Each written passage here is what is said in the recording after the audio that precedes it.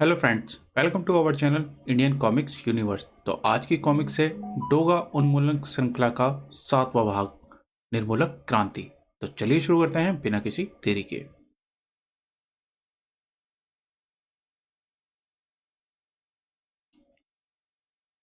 हाल ही में मुंबई में घटित कुछ घटनाओं ने मुंबई की जड़ों को हिलाकर रख दिया। इन जड़ों को हिलाने वाला शख्स है निर्मूलक, जिसका लक्ष्य है मुंबई में अपराधियों की वंशवेल के साथ ही मुंबई के बाप डोंगा का भी समूल नाश। इस लक्ष्य को प्राप्त करने के लिए निर्मूलक ने छेड़ा है डोगा उन्मूलक अभियान, जिसे आगे बढ़ाने में अनजाने में ही उसका साथ दे रहा है डोंगा को अपने बेटे और साथियों का कातिल समझने वाला यूसुफ। इस अभियान के तहत निर्मूलक की चालों का शिकार होकर डोंगा निर्मूलक को रोकने में असमर्थ है। इस स्थिति का लाभ उठाकर निर्मूलक अपने गुप्त लक्ष्य को प्राप्त करने के लिए काफी करीब है। लक्ष्य जो यदि पूरा हुआ तो अपने साथ ही डोंगा सहित पूरी मुंबई को भी ले डूबेगा निर्मूलक क्रांति। Mumbai civil moments year back. मुझे पहले ही पता था इस इंस्पेक्शन का अंजाम खोदा पहाड़ निकली चुया ही होने वाला है। ये मजदूर हर तीसरे दिन पैसे बढ़वाने के लिए कोई ना कोई बहाना ढूंढ कर ले आते हैं। लेकिन सर, अगर हमने इसी रफ्तार से माइनिंग जारी रखी तो पूरी माइन कभी ना कभी जमींदोज हो सकती है। ऐसे में कामगारों की जिंदगी को दांव पर लगाकर काम जारी रखने का रिस्क हम नहीं ले सकते, और इसी गहराई तक मशीन करने का हमारे पास परमिशन भी नहीं है। मुझे कानून मत पढ़ाओ इंजीनियर। दो कौड़ी के मजदूरों की जान का रिस्क अरबों रुपए के इस प्रोजेक्ट से बड़ा नहीं है। सर, मैं काम को बंद करने के लिए नहीं कह रहा, बस कुछ समय रोकने के लिए कह रहा हूं। खतरे वाली जगह पर आवश्यक मरम्मत करके काम दोबारा जारी किया जा सकता है। मुझे ये बायोलॉजी समझ नहीं आती। मैं एक बिजनेसमैन हूं और मुझे 2 + 2 4 बस इतना ही समझ में आता है। कुछ भी करो, काम रुकना नहीं चाहिए। लेकिन सर, लेकिन वेकिन कुछ नहीं पता इंजीनियर। अब ये तुम पर निर्भर करता है कि तुम इस कंपनी से जुड़े रहना चाहते हो या नहीं, वरना मुंबई में इंजीनियर्स की कोई कमी नहीं है। कुछ समय पश्चात, अब ऐसे बुत बने क्यों खड़े हो पांडे? मैंने तुमसे जवाब मांगा है। इससे पूछकर अवैध खनन करवा रहे थे तुम। जवाब दो पांडे। मुझे तुम्हारी खामोशी नहीं, जवाब चाहिए। वह एक प्राकृतिक हादसा था। अगर हमें पता होता तो उस खदान में इतना बड़ा हादसा होने की संभावना बनी हुई है तो हम वहां पर काम कभी जारी नहीं करते। आखिर अगर तुम्हें पता नहीं था तो क्या इस फाइल में दी गई रिपोर्ट झूठी है, जिन्हें तुमने नजरअंदाज कर दिया? मार्केट में आज हमारे नाम, राख, शाख, इज्जत सबकी धज्जियां उड़ाकर रख दी तुमने पांडे। मैंने तुम्हें उस प्रोजेक्ट का इंचार्ज इसलिए बनाया था कि तुम इस बिजनेस को नई बुलंदियों पर पहुंचाओगे, लेकिन तुमने तो प्रोजेक्ट के साथ बिजनेस भी बंद करवाने का इंतजाम कर दिया। अब सरकार ने उस एरिया में किसी भी मानव संचालित कार्य को करने का आजीवन पर रोक लगा दी। मैं मानता हूं यूसुफ साहब कि मेरी एक छोटी सी चूक ने भारी नुकसान पहुंचाया है, लेकिन यकीन मानिए यह बिजनेस मेरे लिए भी बहुत मायने रखता है।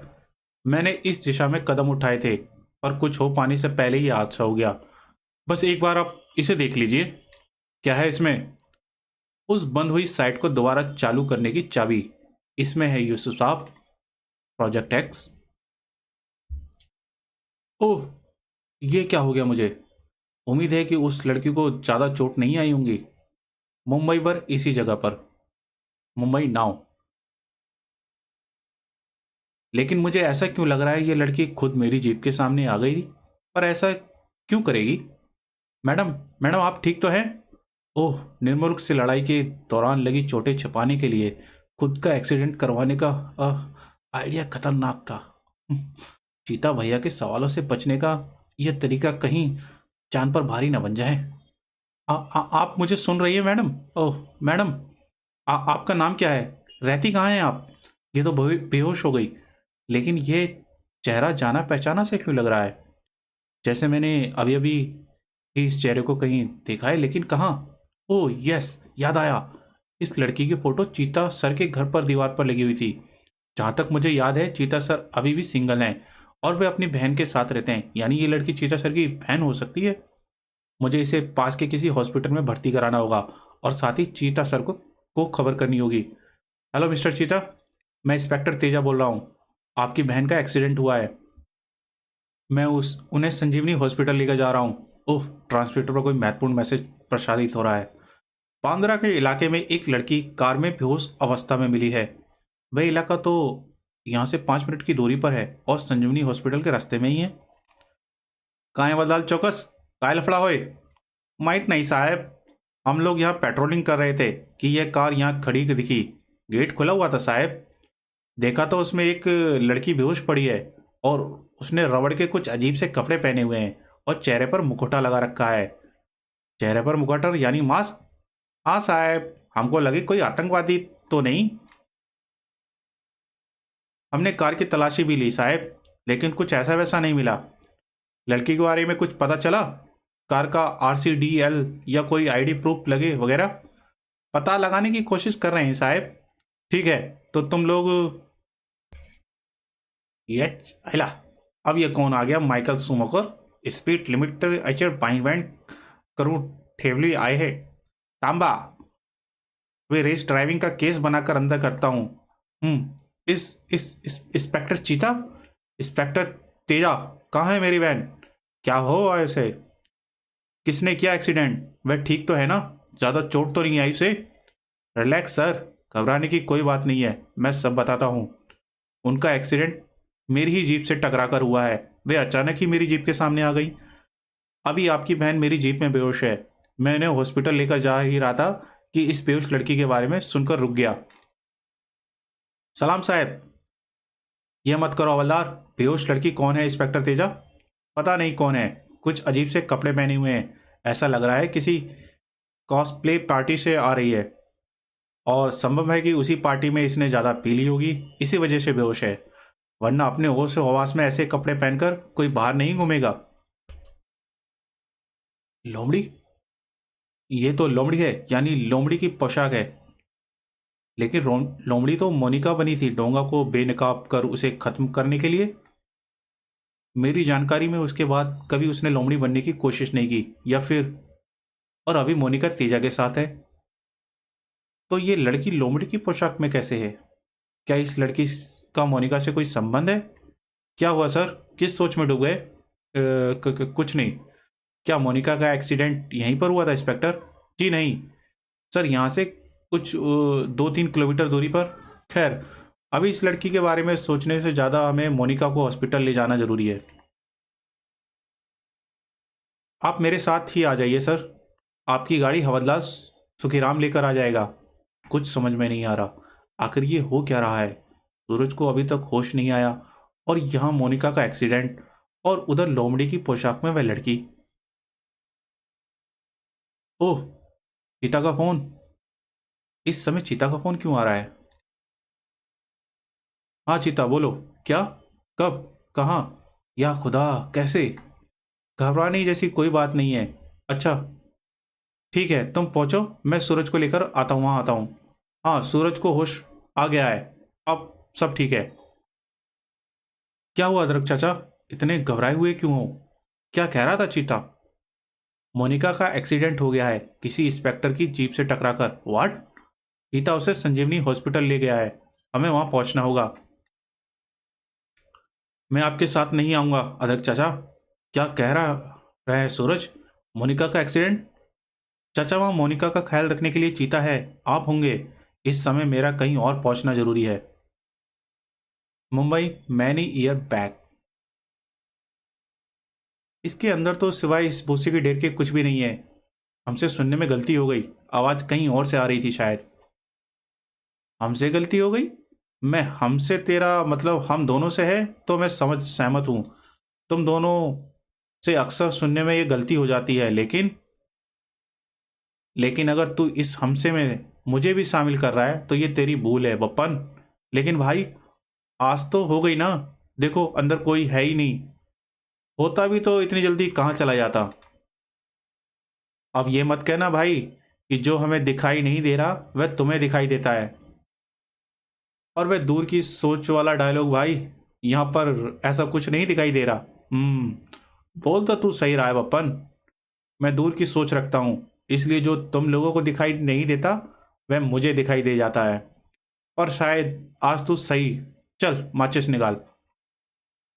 आज वाकई मुझे धोखा हो गया है रे बप्पन। चलो, अब हमारा यहाँ कोई काम नहीं रहा। बाहर पड़ी बॉडी को भी तो ठिकाने लगाना है। भाग। क्या हुआ भाई, रुक क्यों गए? ये जलता भूसा देखने में मजा आ रहा है क्या? बचपन में होलिका की कहानी सुनी थी कि होलिका प्रहलाद को मारने के लिए उसे अपनी गोद में लेकर जलती चिता में बैठ गई थी। होलिका को वरदान था कि आग उसे नहीं जला सकती, लेकिन प्रहलाद को आंच भी नहीं आई और होलिका उस आग में जल गई। देखना चाहता हूं कि वैसा ही कुछ आज के जमाने में भी संभव है या नहीं। मैं कुछ समझा नहीं भाई। दिमाग पर ज्यादा जोर मत डाल ले बप्पन। तू काम का आदमी है, मर गया तो मेरे किसी काम का नहीं रहेगा। आई, ये क्या? उफ, जल्दी कर, अपनी शर्ट उतार अंश, जल्दी। हाँ बप्पन, क्या बोल रहा था तू कि मैं डायलॉग मारता हूँ? क्या था वह? आप वह भी देख लेते हो जो दूसरों को नहीं दिखता, क्योंकि क्योंकि मैं दूर की सोच रखता हूँ। और ये सिर्फ डायलॉग नहीं, सच्चाई है, एक सीख। तो जैसों के लिए इसे गांठ बांध कर अपने भेजे में घुसा ले। और उस सच्चाई का जीता जागता सबूत है ये दोनों छोकरे, जो कि हमारे द्वारा किए गए खून के चश्मदीद गवाह भी हैं। क्यों बच्चों, सही कहा ना मैंने? हाँ, हमने हमने कुछ नहीं देखा। तो तुम छिप क्यों रहे थे? वो हम किसी को कुछ नहीं बताएंगे, हमें जाने दो। उफ, ये मासूमियत। जब तुमने कुछ देखा ही नहीं तो किसी को क्या बताओगे बच्चों? हाँ, हमने देखा, तुमने उस आदमी को मार दिया, तो क्या अब हमें भी मार दोगे? ओह, तो मासूमियत के साथ साथ बहादुरी के कीटाणु भी भरे पड़े हैं अंदर। लेकिन ये बहादुर चेहरा छिपा क्यों रखा है? मैं भी तो देखूं इस बहादुर सूरत को। अरे, देख तो इस चेहरे को बप्पन। इसका चेहरा तो मुझसे मिलता है। कहीं कहीं ये कुंभ के मेले में बिछड़ा मेरा जुड़वा भाई तो नहीं? हा हा हा। क्या भाई आप भी, उसकी उम्र देखो और अपनी उम्र देखो। जुड़वा भाई कैसे हो सकते हैं? मैंने कहा ना, तू अपना दिमाग पर ज्यादा जोर मत दिया कर बप्पन। तुझे चेहरे पर ये निशान किसने दिए मेरे जुड़वा भाई? तेरी माँ ने या तेरे बाप ने? तुम्हें इससे क्या? जिसकी वजह से मुझे ये निशान मिले हैं, उसे इन निशानों से भी बदतर मौत दूंगा मैं। ये तो कमाल ही हो गया। ये लड़का तो मेरी तरह दिलेर भी है। मेरे चेहरे पर भी ये निशान देने वाले मेरे बाप को बहुत बुरी मौत मारा था मैंने भी, और ये भी वैसा ही करना चाहता है। हा हा हा हा। चलंस, भाग यहां से। ओफ, भाग यहां से। भागने की इतनी भी क्या जल्दी है बच्चों? भागकर जाओगे कहाँ? इन्हें भी उस लाश के साथ इसी भूसे में चिता में जला देते हैं। दिमाग का सही इस्तेमाल नहीं कर सकता तो अपनी जवान को भी तकलीफ मत दिया कर बप्पन। इन दोनों ने मुझे मेरी बचपन की याद ताजा करवा दी। इन्हें साथ ले चलो, आगे चलकर ये हमारे काम आएंगे। ठीक है भाई, जैसा आप बोलो। Goregaon police station, Mumbai now. This is intolerable. इतनी जहालत मैंने अपनी पूरी जिंदगी में नहीं झेली जितनी कि पिछले कुछ घंटों में झेली है। ये रजनी दीदी भी पता नहीं कहाँ है। बस एक बार यहाँ से निकल जाऊं तो इन पुलिस वालों के अच्छे से खबर लूंगी। रजनी दीदी से कहकर पोल अप में ऐसा तहलका तड़कता भड़कता आर्टिकल पब्लिश कराऊंगी कि इन पुलिस वालों की नानी याद आ जाएगी। यादिस मचमच न को करो मुली, माजी सटकली पर अंदर कर दूंगा तेरे को, क्या समझी? अब सोने दे, मुझे एक फोन और कर लेने दो बस, फिर तुम्हारी जिंदगी भर की नींद उड़वा दूंगी। हमारे कुछ सवालों के जवाब दे मिस, दीजिए मिस। फिर आप जिसे चाहें उसे फोन कर सकती हैं। मैं सब कुछ बता चुकी हूं, फिर अब और क्या बताना बाकी रह गया है? मैंने कोई अपराध नहीं किया। आप लोग मुझे इस तरह से यहां पर रोक कर नहीं रख सकते। हम आपको रोकना चाहते भी नहीं। हम बस आपका स्टेटमेंट लेना चाहते हैं आपकी सुरक्षा के लिए। दे चुकी हूं मैं स्टेटमेंट कि किस तरह एक सिरफरी मास्कधारी लड़की ने मेरे अपार्टमेंट में बिना इजाजत घुस आती है, मुझे लेक्चर देकर गायब हो जाती है, और फिर अचानक एक सिरफिरा मास्कधारी लड़का डोंगा का रूप धारण किए आकर मेरी जान के पीछे पड़ जाता है। वह सिरफिरी लड़की मेरी जान उस सिरफिरे से बचाती है। सिरफिरा सिरफिरी की जान के पीछे पड़ जाता है। उसकी जान बचाने के लिए मुझे बीच में आना पड़ता है, लेकिन मेरे इस एहसान का बदला वह सिरफिरी मेरे तोते उड़ा कर चुकाती है, और मुझे होश आता है तो मैं खुद को उसी सिरफिरी लड़की की पोशाक में पाती हूँ। अब आप बताइए कि मेरी इसमें क्या गलती है? शांत हो जाए मिस। सोनाली, सोनाली नाम है मेरा, और शांत कैसे हो जाऊं? जब से मुझे होश आया, मुझे हॉस्पिटल से यहाँ लाकर आप मुझे मेंटली टॉर्चर कर रहे हैं। Miss Sonali, please have a seat. आप वही हैं ना जिसने टीवी पर डोंगा के बेगुनाह होने का बयान दिया था? मैं चाहूंगा कि आप एक बार फिर शांति से अपने साथ घटित घटनाओं का ब्यौरा मुझे दें। Oh no, what again?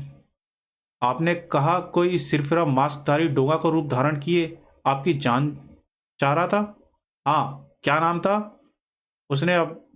अपना, हाँ, निर्मूलक। निर्मूलक, दिलचस्प नाम है। आप डोंगा को जानती है? मेरा मतलब पर्सनली, कि डोंगा के मास्क के पीछे वास्तव में कौन है? हाँ, मतलब नहीं, मेरा मतलब डोंगा के मास्क के नीचे कोई पता नहीं। तो आप कैसे कह सकते हैं कि जिसने आप पर हमला किया वह डोंगा डोंगा नहीं, कोई और निर्मूलक था? क्योंकि उस शख्स को और डोंगा को, दोनों को आपस में लड़ते हुए मैंने अपनी आंखों से देखा है। बस मेरे पास इस बात को साबित करने का कोई पुख्ता सबूत नहीं है। कोई बात नहीं। तो उस अनजान शख्स से आपकी जान बचाने वाली लड़की आपको अपनी पोशाक पहनाकर भाग गई? हाँ, आप देख सकते हैं ये उसी की पोशाक है। वह ऐसा क्यों करेगी? क्योंकि वह क्योंकि क्यों करेगी पता नहीं। गाय तोड़े अल्कोहल टेंट्स में कुछ पता चला? That mean she was not drunk. फिर तो मामला गंभीर है। काहे नहीं साहब। What you mean inspector?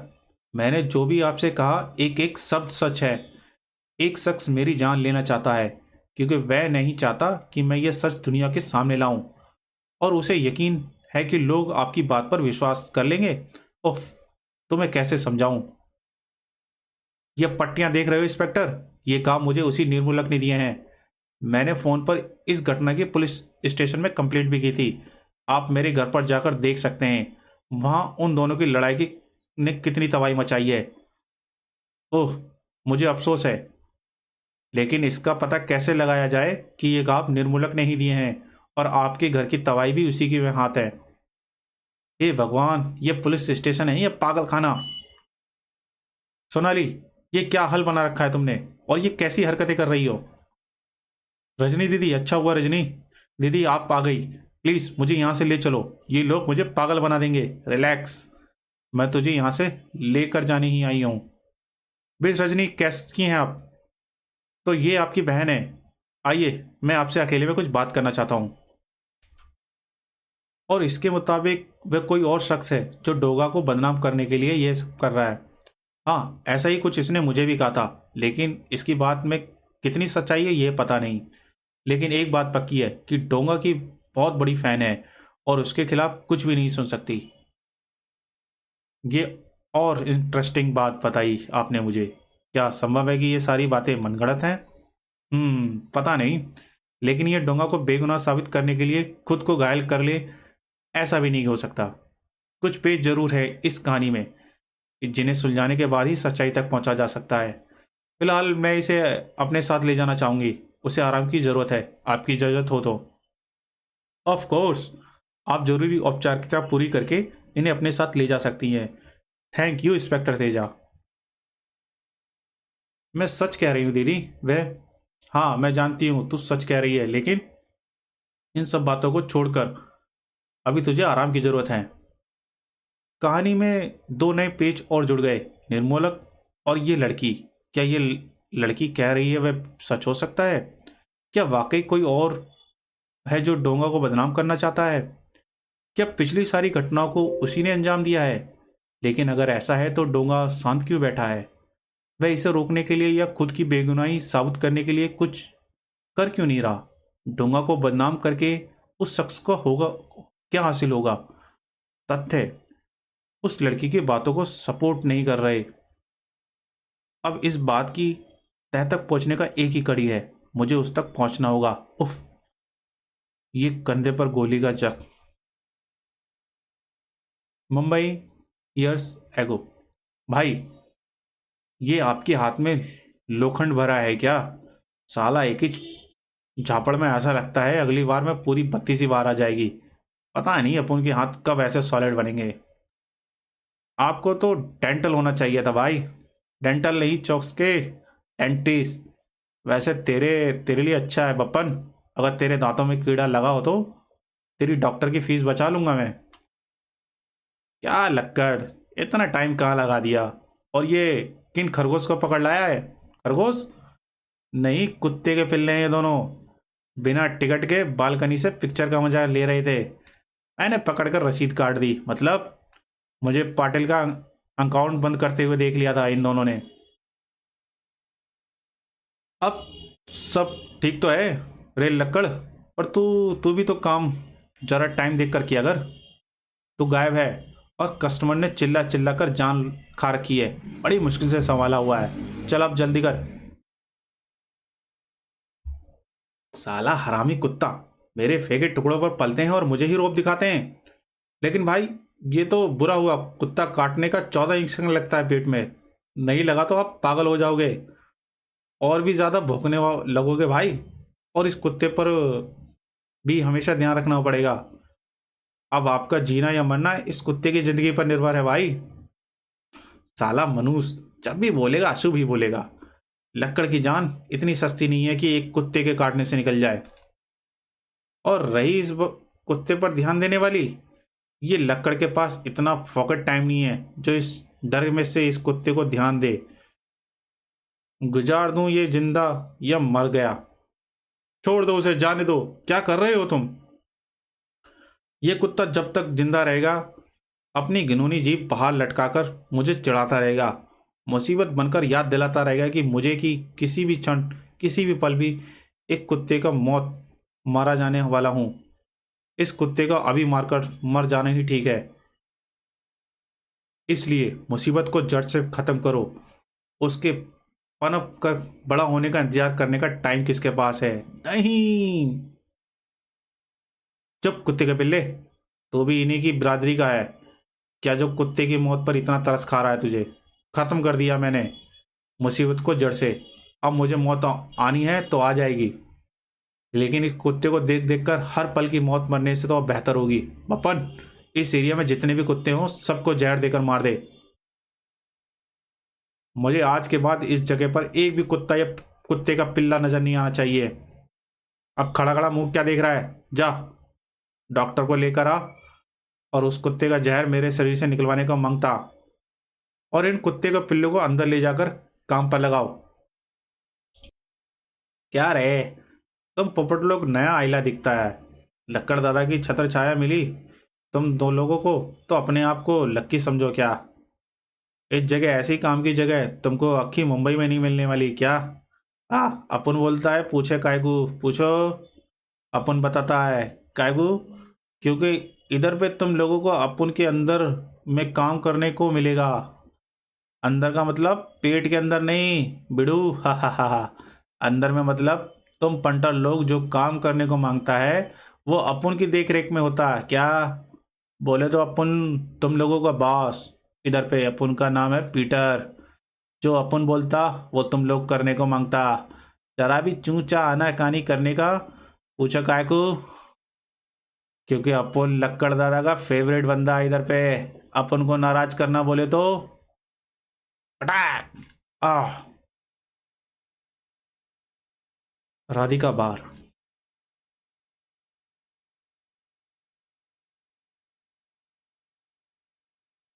अरे साला, आज इन लोगों ने लगा के क्या रखा है? एक तो इतना देर से इधर में एंट्री करने को मिला और ऊपर से थर्ड ग्रेड का माल सप्लाई कर रखा है। साला मूड की लस्सी बना दिया है। असली माल किधर छिपा कर रखिला है? किधर है राधिका? अपन को राधिका मांगता है, ये छिपकलियां नहीं। और नहीं तो क्या, पिछले 1 घंटे से ऐसा लग रहा है जैसे किसी पब्लिक टॉयलेट में बैठा हो। राधिका को लाओ। राधिका, राधिका। शांत हो जाइए आप सभी लोग, शांत। आप लोगों की दिली तमन्ना पूरी पेश हुई। पेश है आपके सामने मलिकाए हुस्न, सभी के दिलों पर राज करने वाली राधिका, डांस बार की स्पेशल आइटम राधिका।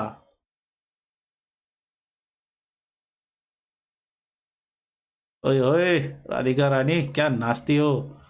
बस दिल ही चीर देती हो अपनी कातिल अदाओं से। कहाँ इन थोड़े से पैसों के लालच में यहाँ रुकी हो? चल मेरे साथ, रानी बना कर रखूंगा तुझे रानी। क्या कर रहा है बेवड़े? छोड़ मेरा हाथ। अरे बेवड़ा नहीं हूं मैं, मुझे तो तेरा नशा चढ़ा हुआ है।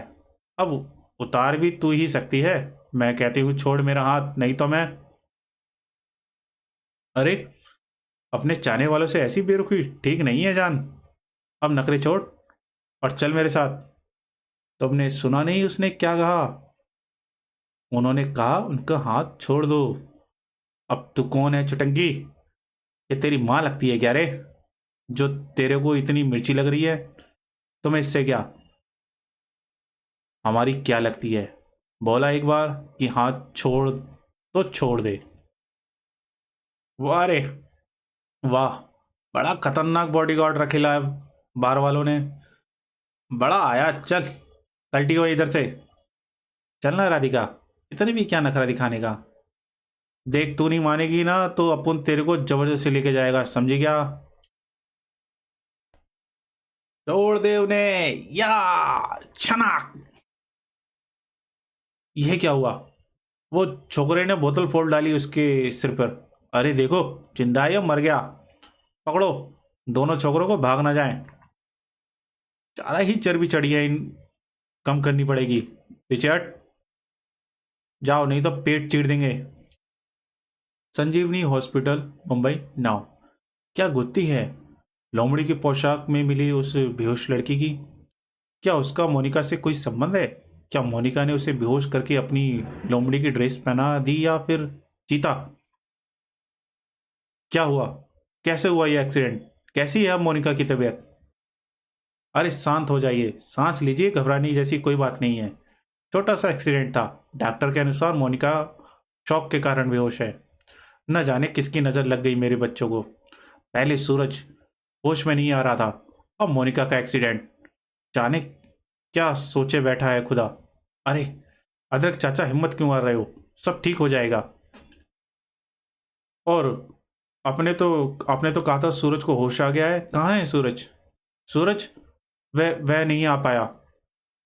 अच्छा किया, उसे भी आराम की जरूरत है। वैसे भी यहाँ सब ठीक ही है। होश में तो आ गया, लेकिन यहाँ आ पाने की स्थिति में नहीं था।